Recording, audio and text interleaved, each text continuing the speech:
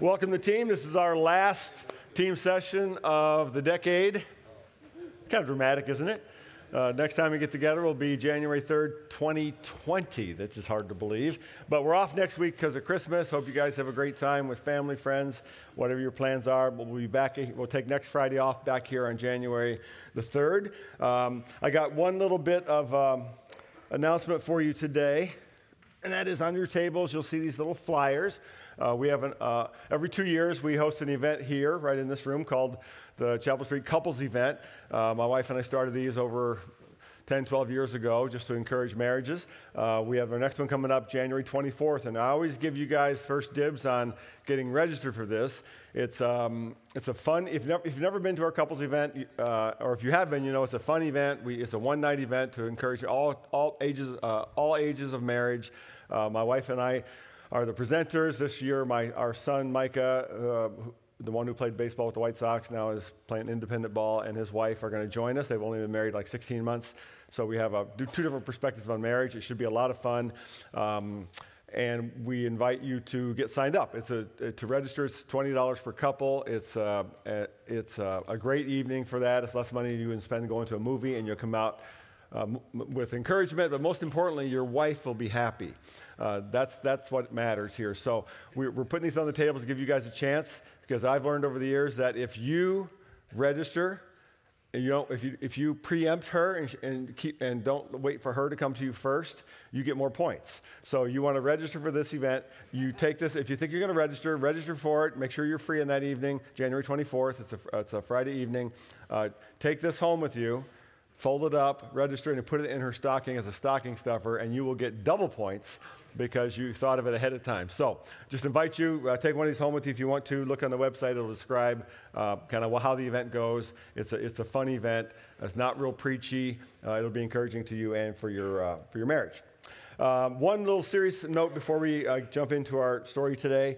We'll pray for this at the end of the set in the morning, but a team guy named Dan Isham, we heard Thursday, had a stroke at work on Wednesday and was rushed to the hospital, had surgery. He's doing well, can speak coherently, his family's around him. He's recovering well as far as we know. I was trying to send out an emergency email yesterday so you could pray for Dan, but the secretary who does that was sick and she couldn't get it all done in time. So I want to let you know that Dan Isham, team guy, we'll pray for him at the end of the morning, but he seems to be doing well. Hopefully he'll be back with us in January.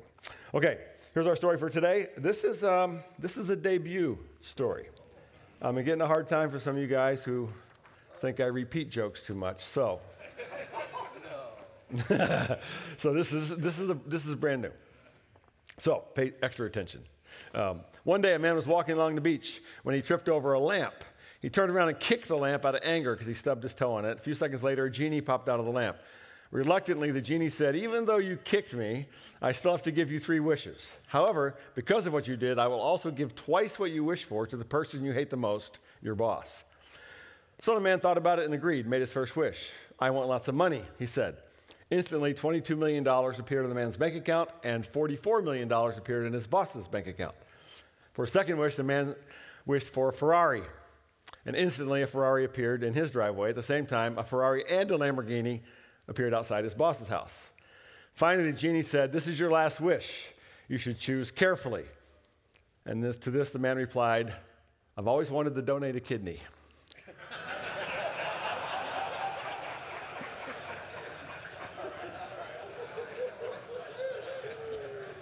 Yeah, not bad, okay. And I just thought to warn you, the new year's got to start off with 6 brand new ones, because I spent some research time. I'm not studying the Bible, I'm studying jokes, just so you know. So our movie club today needs a little introduction. I told you a few weeks ago that my wife went on a 2-week trip to visit with her dad, to visit where she lived her early life, Singapore, Kuala Lumpur. She was gone for 2 weeks, and that's when the fire happened in our kitchen and all that stuff. But the son that lives with us now, he's in graduate school, teaching school, and so he and I took advantage of that time to just watch a bunch of movies at night that my wife would have zero interest in. And so we watched The Irishman on Netflix, and then we got in, we set a bucket list, and we watched Godfather 1, Godfather 2. Haven't made it to 3 yet. But in watching Godfather, I'd forgotten the very opening scene of the very first Godfather. And I think I can twist this scene into matching what we're going to talk about today in some sort of way. So this is the opening scene from Godfather 1, made in 1972. 1, 2, okay. That make you feel old? Mm-hmm. When a guy named Bonacera, who's an undertaker, comes to Don Corleone for justice for his daughter, who got beat up by some thugs, and he wants these thugs killed. And he goes to Don Corleone asking for justice, but he finds out the Godfather wants something back from him. He wants respect. So take a look. You go to the police. Why didn't you come to me first? What do you want of me? Tell me anything, but do what I beg you to do. What is that?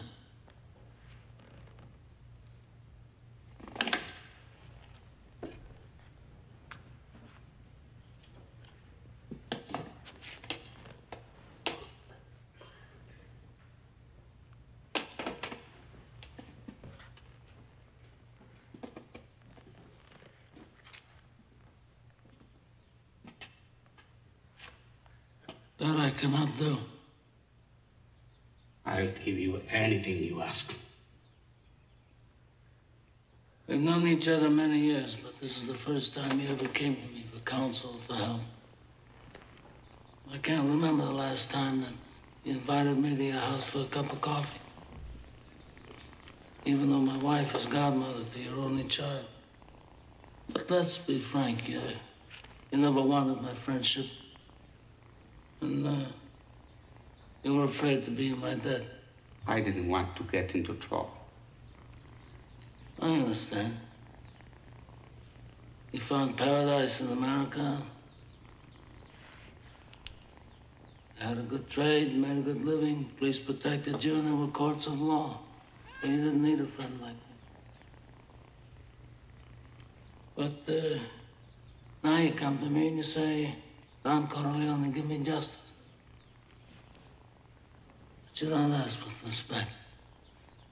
You don't offer friendship. You don't even think to call me Godfather. Instead, you come into my house on the day my daughter's to be married and you ask me to do murder. Money. I ask you for justice. That is not justice. Your daughter is still alive. Let them suffer then. As she suffers. How much shall I pay you?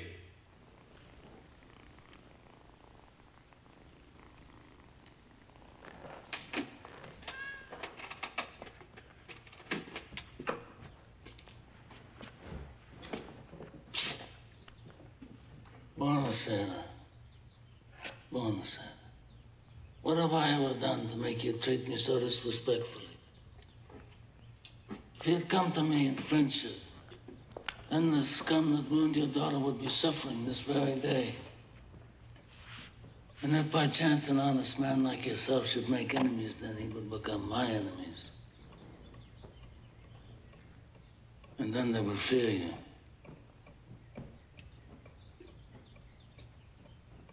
Be my friend?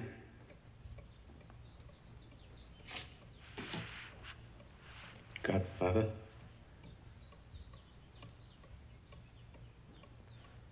Good. Someday, and that day may never come, I'll call upon you to do a service for me. But until that day, accept this justice as a gift on my daughter's wedding day. Grazie, Godfather. Great.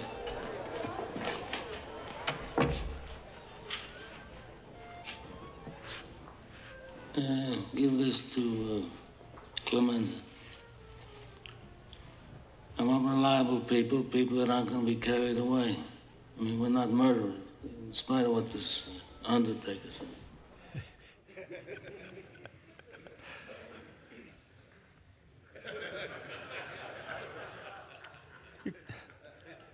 You come to my house.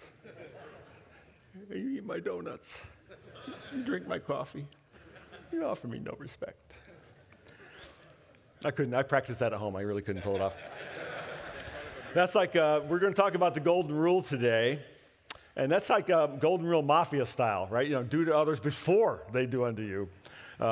Section 13 today. We're about halfway through our team season, talking about the golden rule, the influence of kindness. And we're moving toward the end of the Sermon on the Mount. Sermon on the Mount is Matthew chapter 5, 6, and 7, this collection of Jesus' teachings. And here, Jesus is beginning to move towards summarizing all that he's been talking about. And what he's been talking about is what living in the kingdom of God looks like, living by a different set of values than we see lived out around us in the world, living for a greater purpose, what following Jesus looks like. What does it look like to be a person, to be a man of spiritual influence? And Jesus has talked about things like goodness and purity and love and mercy and generosity and prayer and forgiveness. And he's beginning to sort of summarize all these spiritual teachings. So Matthew 7, beginning in verse 7, let me read this text to you in sort of two sections. He says here, "Ask, and it will be given to you. Seek, and you will find. Knock, and the door will be opened to you. For everyone who asks receives. The one who seeks finds, and to the one who knocks, the door will be opened." Let me pause there. So what's he talking about here in these images? Is he saying that God is kind of like the genie the guy ran into on the beach, that if you just follow the right formula, if you just ask the right way, he'll give you anything you want, anything you ask for? Well, no. When we look at the Bible, context matters. What happens before and after the passage we're looking at matters. And think about the context here of what we've been talking about now for 12 weeks as we've worked through the Sermon on the Mount.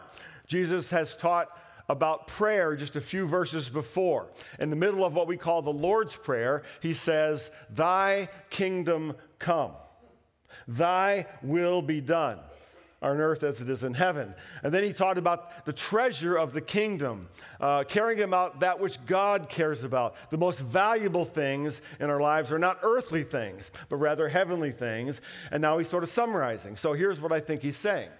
He's saying, ask, that's prayer. Go to God in our relationship with him, our Father who art in heaven, and ask.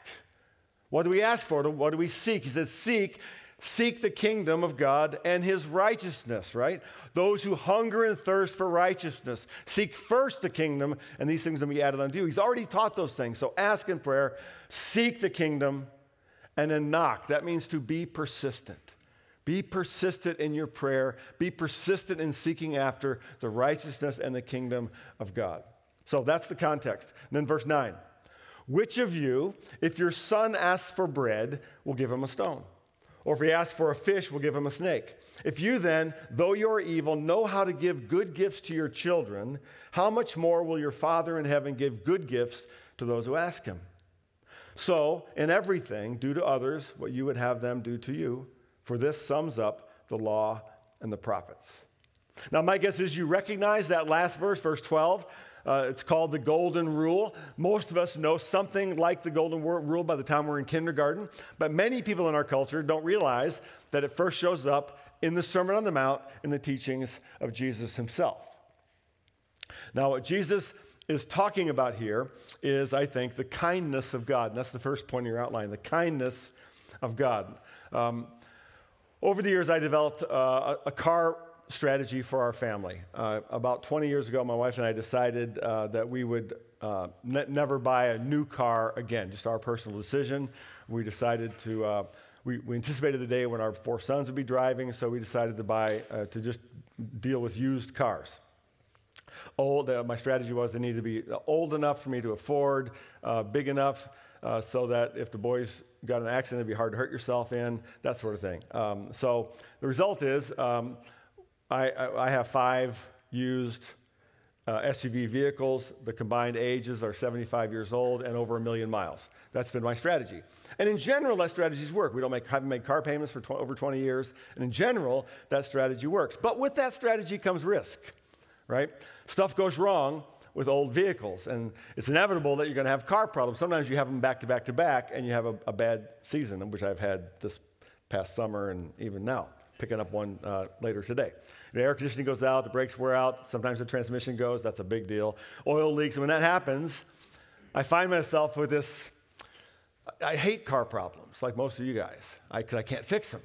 And I find myself, even though that's my strategy, even though I know I drive old cars, I find myself going, why is this happening to me? Where are you, God? Right? And in those moments, I can feel, I know better, but I can feel that somehow God is being unkind to me. Now, one of the most common arguments against faith in our culture is the question of suffering and evil. Why is there so much suffering in the world? If God exists and God is good, why is there evil? And many, many people struggle with faith. Maybe you have. Maybe you are right now because of that question. And it's a good question. It's a difficult question. It's an important question. But I've come more and more to see it as a first world question. Right? You know what a first world problem is, right? It's like me feeling oppressed because one of my 5 vehicles is in the shop. That's a first world problem, right? See, most human civilizations across most of the centuries have simply assumed that suffering is part of life. Most people who have walked the face of the earth have just assumed that suffering is part of life. But not our culture.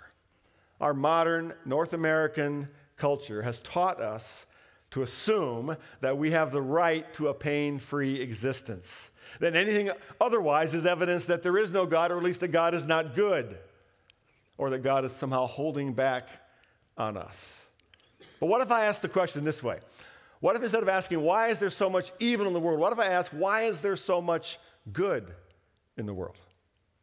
I saw an article just last night. Somebody posted, probably on Facebook or something, and it got my attention because the title of the article was, "We've just had the greatest decade in human history." That was the name of the article. So I read it, and this guy's point was, there's a lot of bad news in the world, and there always will be, but he said, by many, many measures, we've just completed the greatest decade in human history. For example, by measures like the numbers of people who live in extreme poverty has shrunk down to about 10% in the world. That's what he claimed. And when I was born, at the beginning of my life, it was 60%. The child infant mortality rates have dropped dramatically. Famine has almost been eliminated from the earth. Diseases like heart disease and malaria and polio have been almost eliminated or are in decline. The human beings, we're now using less of the world's resources to make things than we ever have in the past. All those, by lots of different measures, the world is actually getting better. Why is there good at all? When we consider the human capacity for selfishness, tribalism, greed, hatred, and violence that we see all around us all the time, why is there any good at all in the world? And why do we long for good? Why do we long for things to be better? Jesus said it this way: "Which of you, if your son asks for bread, will give him a stone? Or if he asks for a fish, will give him a snake? If you then, though you are evil, know how to give good gifts to your children, how much more will your Father in heaven give good gifts to those who ask him?" Why is there good? Jesus gives the answer: because God is good. Here's the definition of kindness. Kindness is being friendly, generous, considerate, extending favor, grace, mercy, and courtesy. I looked up all those definitions. Kindness is a beautiful word. It means generous, considerate, favor, grace, mercy, courtesy. By that definition, God is the kindest, the most generous being in all the universe. Listen to these verses from the Bible. Psalm 100. "Shout for joy to the Lord, all the earth. Worship the Lord with gladness. Come before him with joyful songs." Why? "For the Lord is good, and his love endures forever. His faithfulness continues through all generations." James chapter 1, New Testament. "Every good and perfect gift is from above, coming down from the Father of the heavenly lights, who does not change like shifting shadows." In our text today, how much more will your Father in heaven give good gifts to those who ask him? Question: what qualifies as good gifts from God? What are examples of God's kindness and generosity? Porsche in the driveway? Lamborghini? No. Here's a few categories. Think about creation itself. Astrophysicists will tell us the whole universe The whole universe seems finely tuned to allow human life to exist here, right now. The whole universe, took the whole universe for this one planet to support human life. Think about beauty. I took a trip to the Grand Canyon a couple years ago with one of my boys, kind of a bucket list trip. I'd never been there before. And you've seen the Grand Canyon, a lot of you guys, and it's kind of overwhelming. It's magnificent in beauty. But what struck me as I stood there looking at it is that for my entire lifetime, it's been here. And for the rest of my life, it'll be here. I might only be there once my whole life, but it's there all the time. The beauty is unending and permanent. It's always there, like a masterpiece. Beauty, God's creation. Think about abundance, the abundance of creation. 20 years ago or so, we took a little vacation to a lake house up in Wisconsin. Belonged to a friend of ours in church. And they told us you have to, while you're there, you have to go get water from this artesian spring, because it's the best water in the world. We thought, okay, yeah, right, well, maybe we'll do that. And we on Sunday, the last day we were there, let's go to the well, because I know he's going to ask me, did you go to the well? So we went there, and in somewhere in Wisconsin, outside this farm, there's a pipe sticking out of the ground near this farm, just a pipe. And there's water pouring out of the pipe. It's about an inch wide pipe. It's just water just gushing out into the ground. There's not a receptacle, nothing, it's just gushing out. And we got some. It's ice cold, crystal clear. It really is awesome water.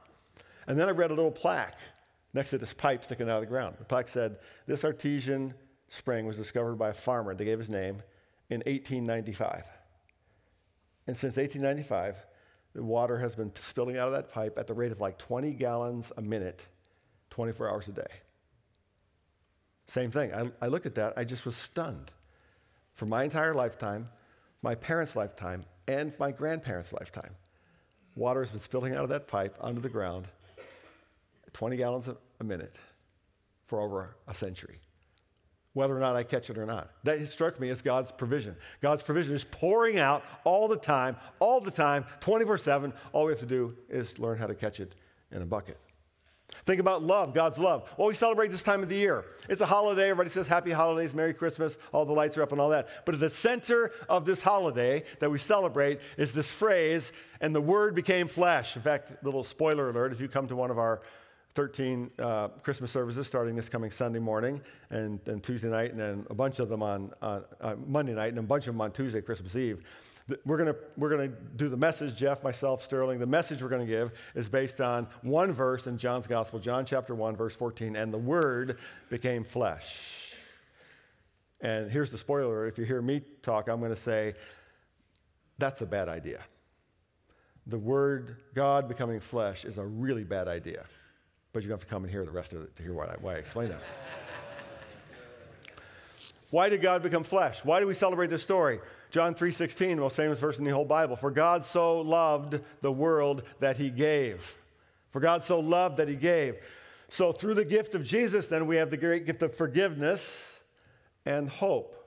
So God isn't like the Ebenezer Scrooge of the world, stingy, holding back on us, waiting for us to do something good so he can reward us. No, God is like that artesian spring in Wisconsin, just pouring out kindness, pouring out beauty, pouring out his love, and we have to learn how to catch it in a bucket.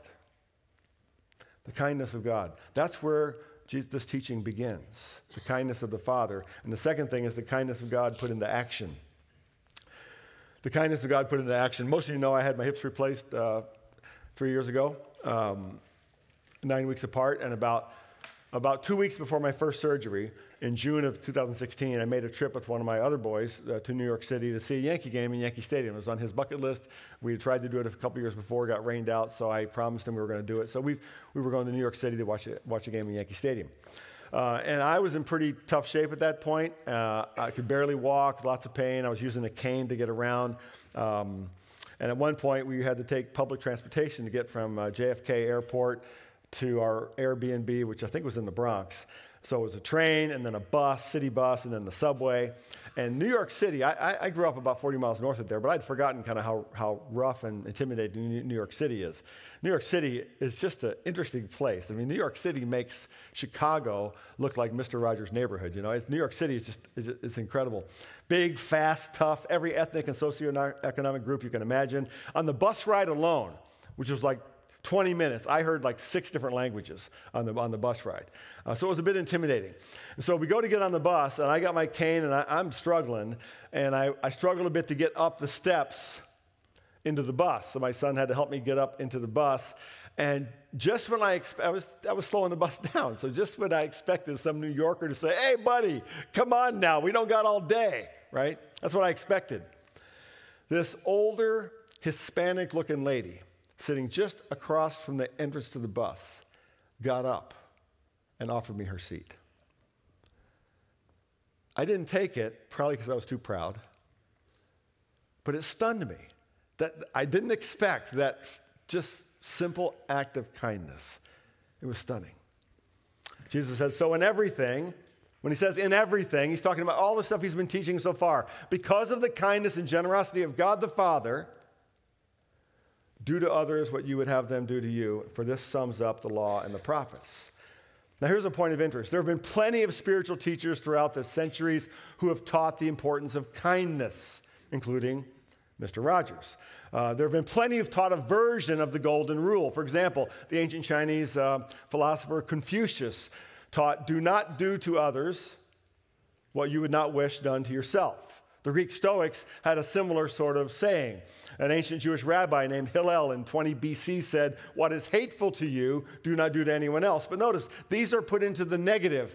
What not to do. Do not do to someone what you don't want to do to yourself. Jesus turned it around. When he presents it in a positive sense. Do to others what you want them to do to you. And then he anchored kindness in the very character of God the Father. Now, just to be clear and fair, kindness is always good. Kindness, no matter where it comes from, no matter who it comes from, no matter what motivates it, kindness is good. Kindness is not limited to people who believe in God.